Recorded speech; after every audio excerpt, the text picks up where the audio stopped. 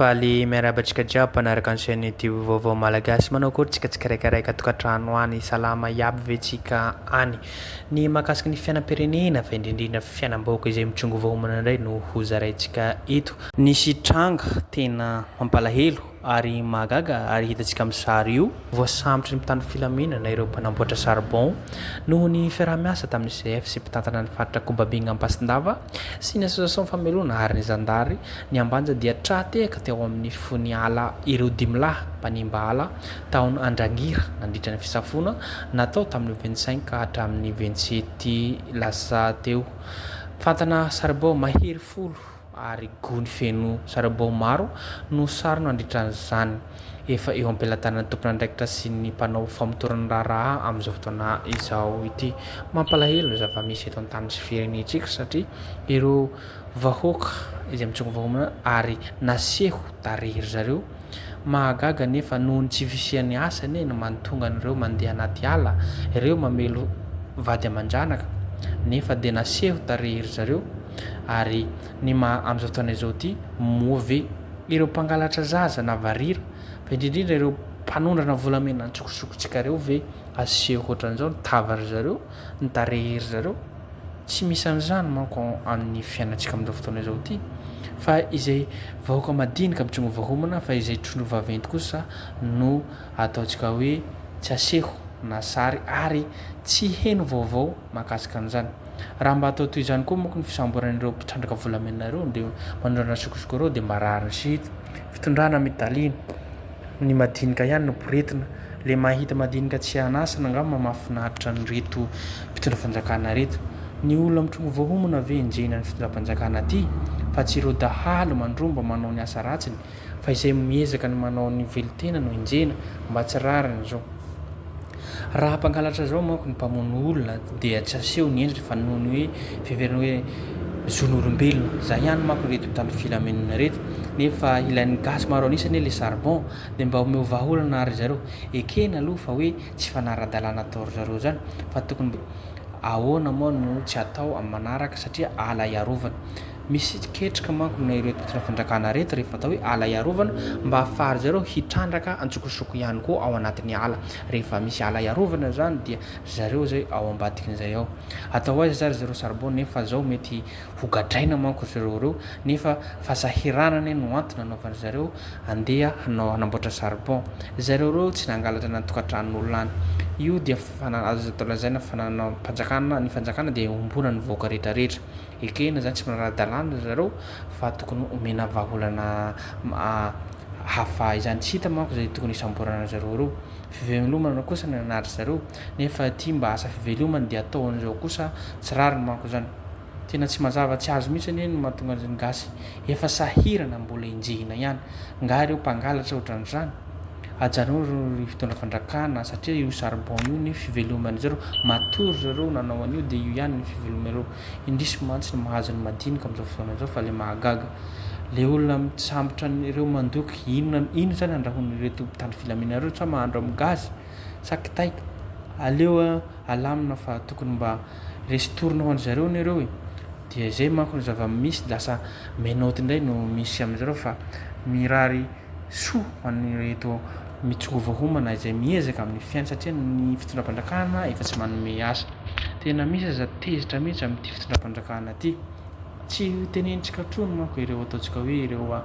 pisdaliana amin'izao fotoana izao ity noho ny fampitehany mampitehany any rajoela aty ny Madagasikara antsika aty mitaraina daholo zao ny olona amin'ny lalana amin'ny hopitaly amin'ny asa vidim-piainana zavatra rehetra aty ary hitantsika manko amin'izao fotoana izao ity anao ohatra mandeha avy ana Toamasina mandeha 18h30 dia raha pitsony iny hariva anao 14h vao tonga aiza moa hisan'izany lasa alaina andray andro Toamasina Tananarivo. Tenenitsika trony manko ny lalana Antsirabe mandeha hatrany Antananarivo firera de temps izy amin'izao eo ihany koa any avy ana Toliara jusqu'à Antananarivo RNC ty na io ihany koa Mazenga mandeha aty Tananarivo na Tananarivo mandeha Dego Ambanja Belobe Dego iny ratsy ny lalana manerana Nosy tsy ho tenentsika tsony zany lalam-pirenena rehetrarehetra izany fa tena ratsy Ny fototra zao rehetra zao dia ity fitondram-panjakana zay tariny filompirena Andrajoelina ty. Satria fialokalofan'ny inona marina moa ity fitondrana Andrajoelina ty, ao ny mpitsangan'ny mpangalatra, ao ny mpangorokarenantsika malagasy ty, ao ny mpanondrana volamena sy harenan-kibon'ny tany antsokosoko, ao ny mialokaloka ao anatin'ny fivavahana, ao ireo mpanindry vahoaka amin'ny fahefana eo am-pelantanany, eo koa ny mpanao taratasy-mbola tsy misy antoka. Efa maro ane ireo dossier mipetraka amin'ireo mpanao politika na dinosaure politika ireo efa manana dossier anampaky aiza n'aiza fa mbola jereny fitondram-pandrakana zao satria mpanohana, ary ny mahagaga dia ity fitondram-pandrakana ity ihany koa dia miantro ny zareo dinosaure mba hanohana azy. Zany manko ny zava-misy eto an-tany sy firenentsika. Mampalahelo zava-misy eto an-tany sy firenentsika ty. Nankaiza moa zany le 73 kilo volamena tsy hitany ny vaovao makasika an'izy am'izao e. Lasa rava manjavona any. Tokony aseho tarery zareo reto ny trondro vavainy tompoko. Zay mazava amin'ny vahoaka malagasy fa ny vahoaka madinika zay mitsogo vahoamana zay mitady asa satria efa tsy manana asa izy matoa mandeha any ambanivohitra any amin'ny atin'ny ala any. Zay ihany koa ny fivelomana. Atsika ihany koa zao amin'izao fotoana izao misy lalàna ary napetraka ny jirama nefa délestage jiro sy rano tsy mandeha amin'ny laonany dia mametraka lalàna indray amin'izao fotoana izao ty ny jirama amin'ny resaka fisinjarana faktora hoe ahafahana mampivoatra ny tolotra omeny sy manatsara kokoa ny fisinjarana ny faktora ny orinasa jirama dia mampafantatra fa haroso mialoha amin'ny folon'ny volana ny daty fisinjarana ny faktora amin'izao fotoana izao ty mba hampahafantarantsika mpanjifa ao anatin'izany ny faktora izany ny fempotoana handavantsika ny faktorantsika raha toka dila io fempotoana io dia hiharany sazy ny mpanjifa ny volana manaraka sazy zay ho tonga any amin'ny fampiakarana 5% ho any ny faktora ny volana manaraka eo. Ny fanapahana ny fanesorana mihitsy ny compteur mihitsy zany no ataon'ny jirama koa entanaraka izany isika rehetrarehetra hanadra ny fempotoana voafaritra ho fandaovana ny faktora mba hisorohana ny fitombony ny sarany. Fanazavana zay ny makasika ny fisinjarana ny faktora makasika ny jirama aroso mialomana amin'izay lasa laha ohatra tsy mandoa amin'ny ara-potoana dia mandoa 5% zay ny zava-misy an-tany sy firenentsika. Vahoaka izay efa mijaly indray faktura hozy izy raha tsy alohany donc zany ny jirama ny jiro ny rano efa tsy mandeha amin'ny laona dia raha ohatra tsy mandoa amin'ny lera na daty zay omery zareo dia mandoa 5%.